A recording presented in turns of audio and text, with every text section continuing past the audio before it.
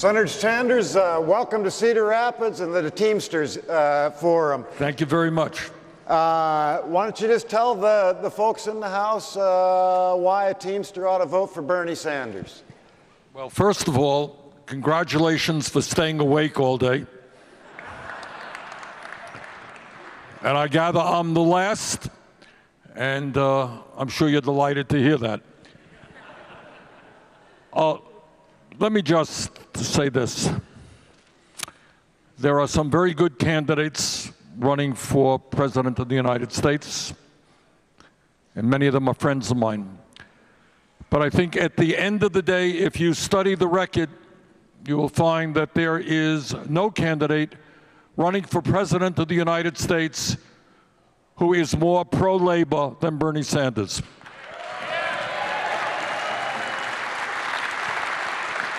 I have been in the Congress, the House, and the Senate for a long time. I have a pro-labor voting record of 100%.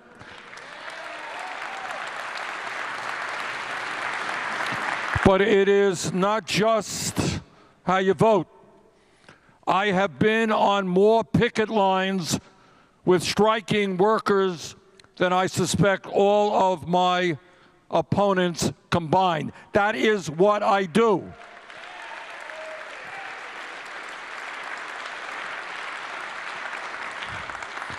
Now, some of my friends and colleagues talk about being pro-worker, that's good, but they voted for some of the worst trade agreements in the history of this country. I am proud to tell you that not only did I vote against NAFTA and PNTR, but I led the effort against those disastrous trade agreements. And as president, we are going to have a policy of fair trade, not unfettered free trade.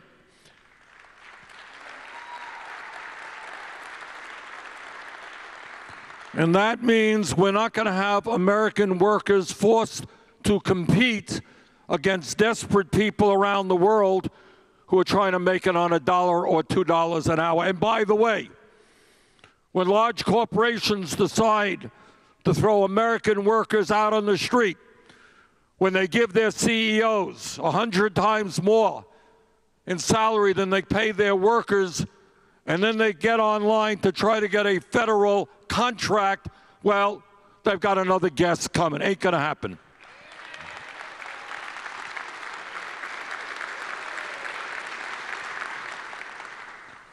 If we are going to end the 45-year-old decline of the American middle class, where today, in the midst of massive income and wealth inequality, where 3 people on the top own more wealth than the bottom half of American society, if we are going to do that, we're going to have to rebuild the trade union movement in this country.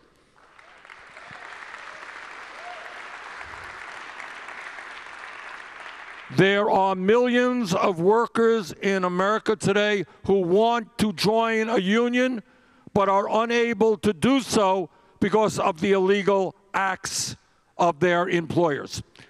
And that is why I have introduced the Workplace Democracy Act, which is the strongest pro-labor legislation ever introduced in the modern history of this country.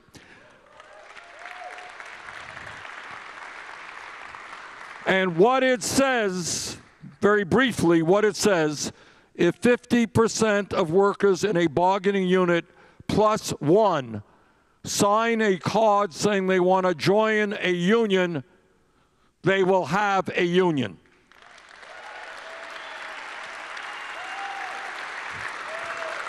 And if the employer refuses to negotiate a first contract, there will be serious penalties against that employer. And our legislation ends Section 14B of Taft-Hartley, which will end all so-called right-to-work laws in this country.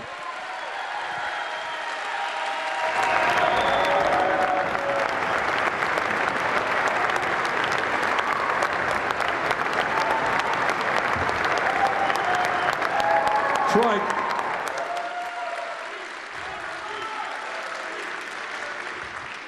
And I know all of you are concerned about the multi-employer pension plan. And I want you to know, working with Jimmy, we worked together and we had meetings in the Capitol, that working together, what I tried to do is to stop that disastrous provision in the omnibus bill. And I ended up voting against that omnibus bill precisely because I will not tolerate workers losing pensions when they had paid into that pension plan for their entire work life.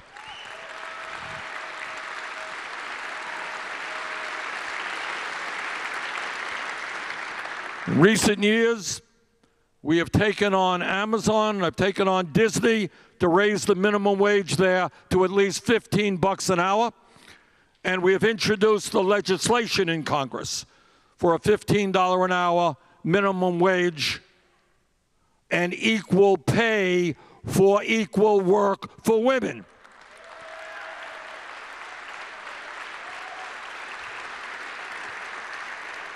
So I'm here just to say this. To me, being pro-worker, pro-union is not a new idea. I didn't poll test it. I've been doing it my whole life. My job as president is not to say, well, on one hand, we got the corporate interest. On the other hand, we got the workers' interest. That ain't my style. If elected president, we're going to have a workers' government in Washington, D.C. Thank you.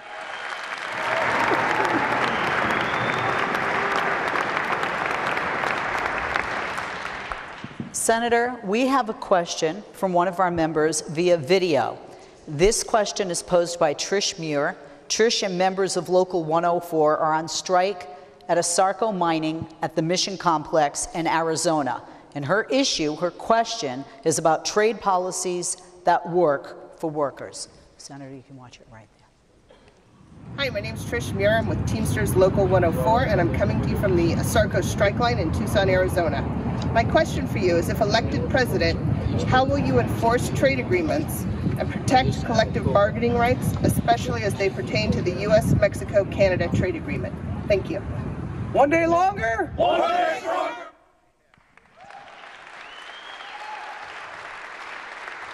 Those guys have been on strike now for several months, is that correct? They've been on strike for a while, yeah. Yes. All right. As I indicated earlier, current trade agreements have been written behind closed doors by the CEOs of large corporations. That's just the fact. And unions and workers have been kept out of those negotiations. And the theory behind unfettered free trade is that it's just wonderful. Isn't it just terrific that we have a great global economy? But behind that theory is the understanding that corporations can make a hell of a lot more money by paying workers $2 an hour rather than $30 an hour. And I will never forget, as long as I live, when I was in the House in opposition to NAFTA, we went down to Mexico in the Macadillo area. Do you know what that is? That's the special place near the border in Mexico where they welcome foreign factories. And I went down there. Never forget this, Maquiladora area. You go there and these beautiful factories, General Electric, you name it. And then you find beautiful, modern, state-of-the-art factories. And then you walk a half-mile away to where the workers were living. They were living literally in cardboard shacks. Well, as President of the United States, I'm going to stand up for workers abroad, and I'm going to stand up for workers in the United States of America. We don't believe in a race to the bottom.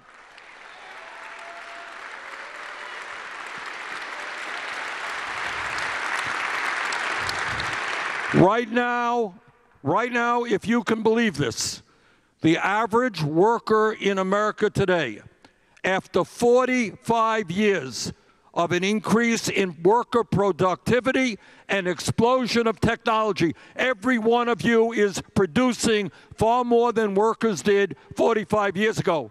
And yet the average worker today is not making a nickel more in real inflation accounted for wages than he or she did 45 years ago. It is time that we had a government that stood with the working class of this country and not just wealthy campaign contributors, and I will be that president.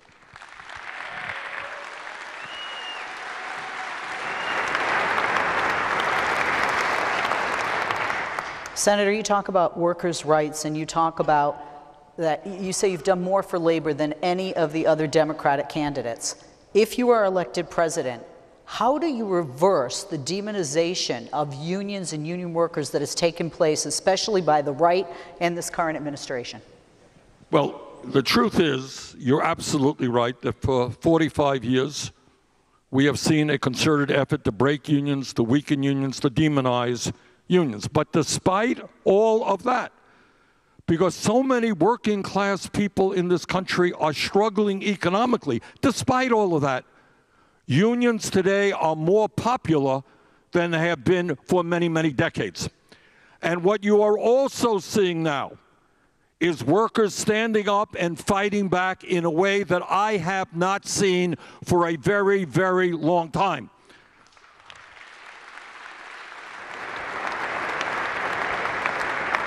You have teachers in conservative states who are saying to their governors, don't give tax breaks to billionaires and cut education in our states.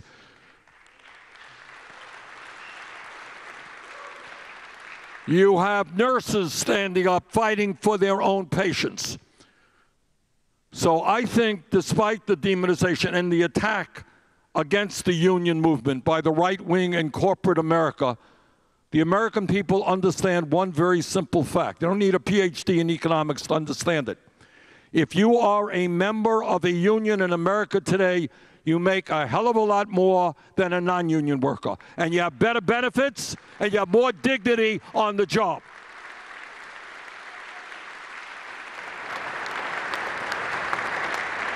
And the legislation that we have introduced anticipates that we will double the number of people in unions in a 4-year period, because we're going to open the door for workers to be able to join unions and stop the illegal activities of their employers in preventing that.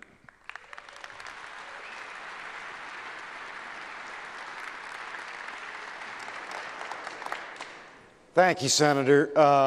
I'm especially delighted to call on a questioner here from Cedar Rapids, who Stephanie Griffin is a member and an employee at Teamsters Local 238, and her father, Lawrence Koch, is a member and retiree of Local 238, and her issue is pensions.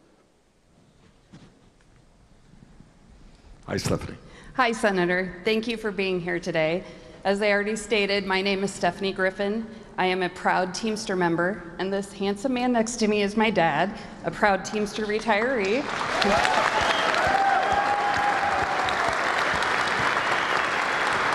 He has 30 years of service as a truck driver. He first started working for Hubbard Feeds. He would deliver animal feed to various customers over a 4-state area. When I was a little girl, there were times that I got to go right along with my dad. And it was really awesome to ride in that big truck. I still remember the smell of the animal feed. I love that smell. I don't know if anybody else here in Iowa feels that way, but I do.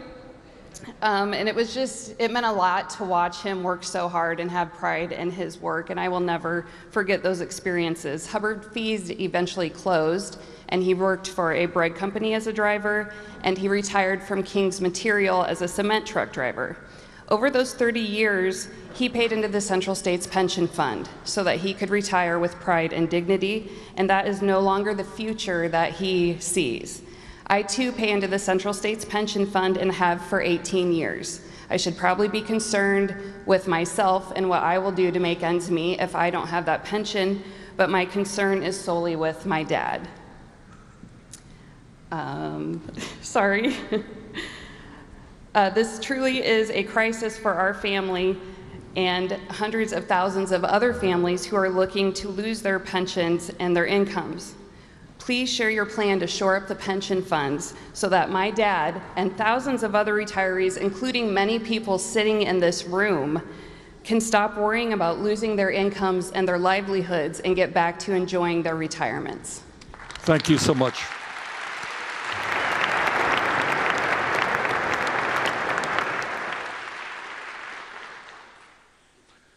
All of you have been involved in negotiations with your employer. You sit down and you negotiate a contract.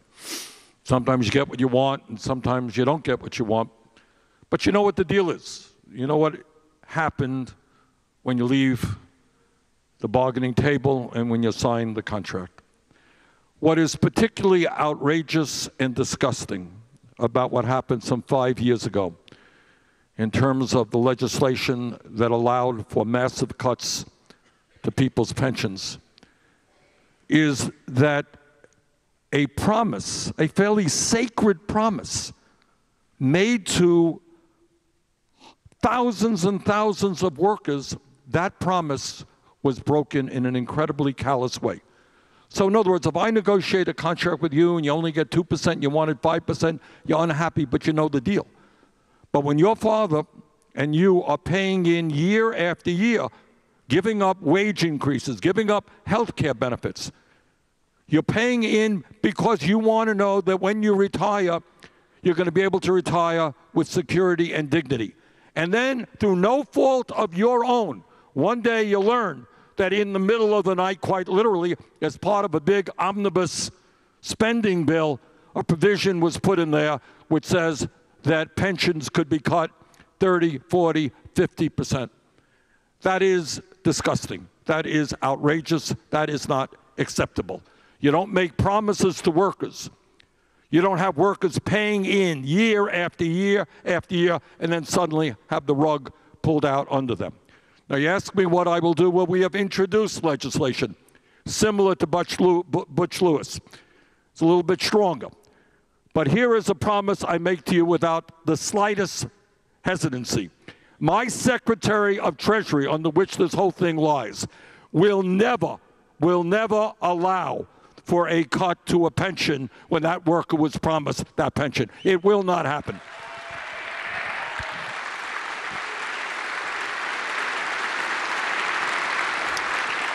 And this is a promise that's not that hard to keep.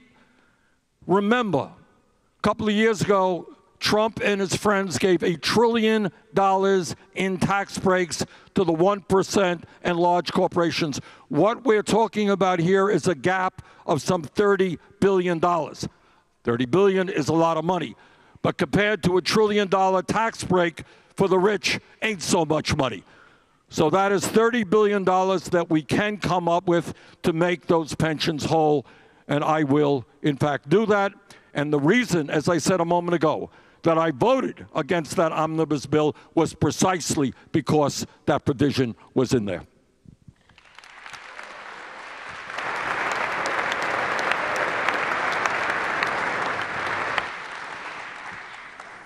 Thank you, Senator. In Iowa, the right-wing legislature funded by ALEC, the American Legislative Exchange Council, has gutted collective bargaining laws, and public employee unions used to be able to negotiate over 17 categories. Now they've reduced it to one, pay only. Also in that bill, it makes negotiating for health insurance actually illegal, even if the local school board or city council wants to negotiate health insurance, it's illegal. Doesn't that really obviate the need for single payer as you propose? Well, two things. Number one, the labor law legislation that I have introduced will allow any worker in America to go on strike when the union wants to go on strike.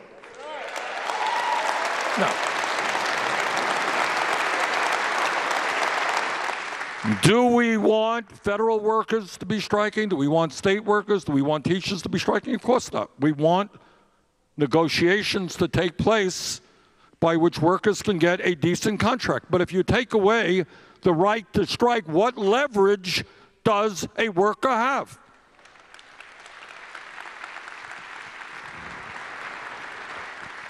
Second of all, in terms of health care, let me just say this. And somebody here can tell me if I'm wrong, but I have the strong feeling that every time you sit down at the bargaining table, the key issue that comes up is the cost of health care. Is that right? All right. So the employer will say, well, I can't afford this wage increase because the cost of health care is going up, so you got a choice. No wage increase, or we'll cut your health care benefits. Is that kind of what's on the table? All right. We are the only major country on earth that does not guarantee health care to all people as a human right. I believe, given the fact that we have been talking about universal health care in this country since Teddy Roosevelt 100 years ago, FDR, Truman, Kennedy, Lyndon Johnson, Obama, we've been talking about it and talking about it and talking about it. And right now, the function of our healthcare system is nothing less than to make the drug companies and the insurance companies huge profits. It is time, in my view, to understand that healthcare is a human right, and I will fight and pass a Medicare for all single-payer system.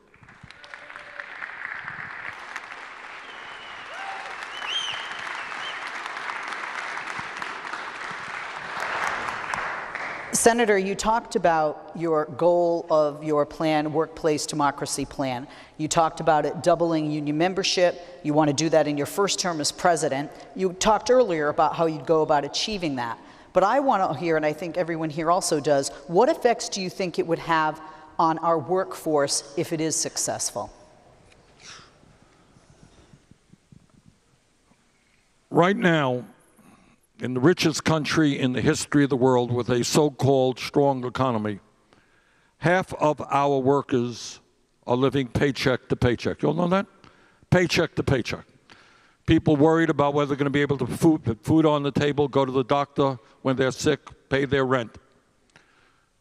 We have millions of people who are working 2 or 3 jobs. I was here in Iowa a few years ago talking to a guy who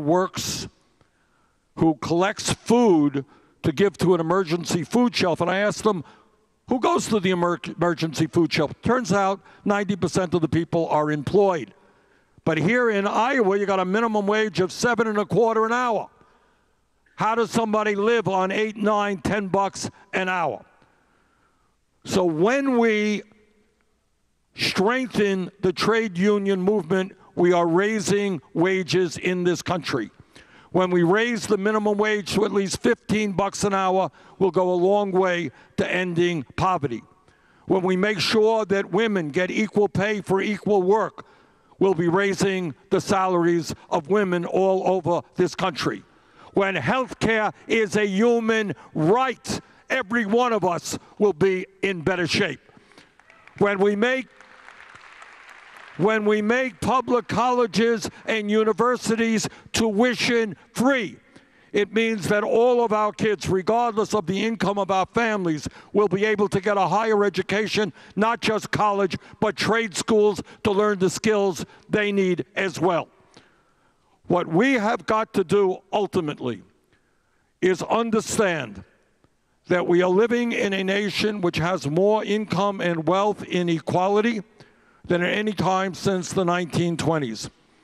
We have a political system which is largely corrupt because it is dominated by billionaires who can make unlimited amounts of campaign contributions and, in fact, are electing candidates who represent the wealthy and the powerful. What our job is right now in this moment in history is to demand that we have governmental policy that works for all of us, the elderly, the children, the working people of this country, not just the 1% and wealthy campaign contributors.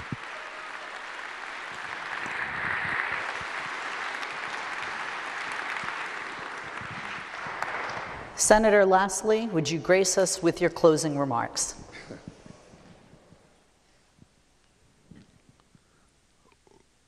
Not to get you nervous, because you already know it. We are living in an unprecedented moment in American history. We have a president who is a fraud, who is a pathological liar, who's a racist, a sexist, a homophobe, a xenophobe, a religious bigot. A president who went to the American people 3 years ago and he said, you know, I'm going to stand with the working class of this country. I'm a different type of Republican. Hey, I'm not going to cut Social Security, Medicare, and Medicaid. Remember he said that? Take a look at his budget. Massive cuts to Medicaid, Medicare, and cuts to Social Security as well. He's a president, a candidate. 4 years ago, he said, Donald Trump, I'm going to provide health care to everybody.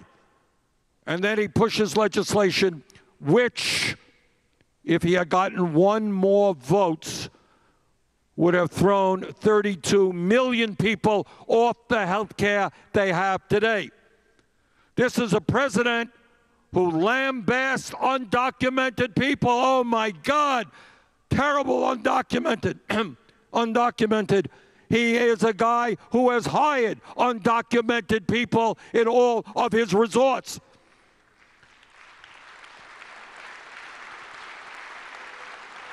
This is a guy who says, I want to create jobs in America. And yet his own companies are manufacturing Trump products in Turkey and all over the world. Hey, Mr. Trump, you want to create jobs in America? Bring your own production back to the United States.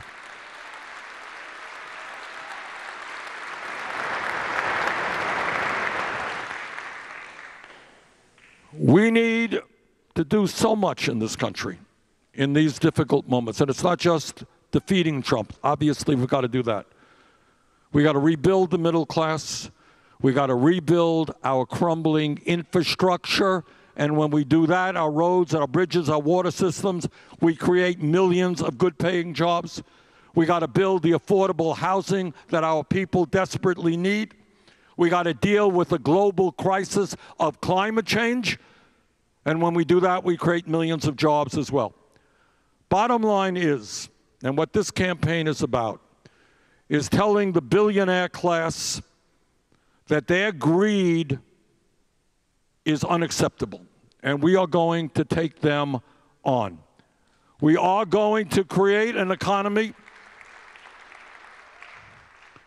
We are going to create an economy that works for the vast majority of the people, not just the people who have the money and the power.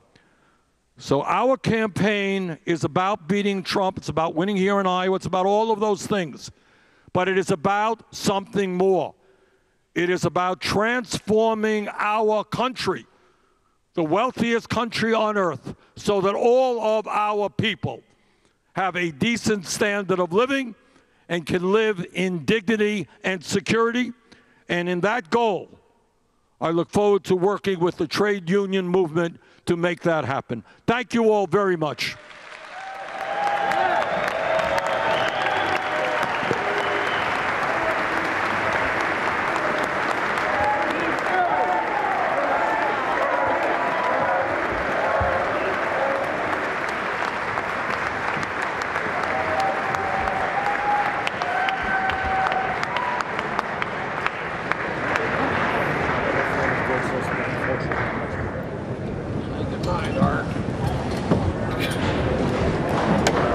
Well, that's the forum. Wasn't that great?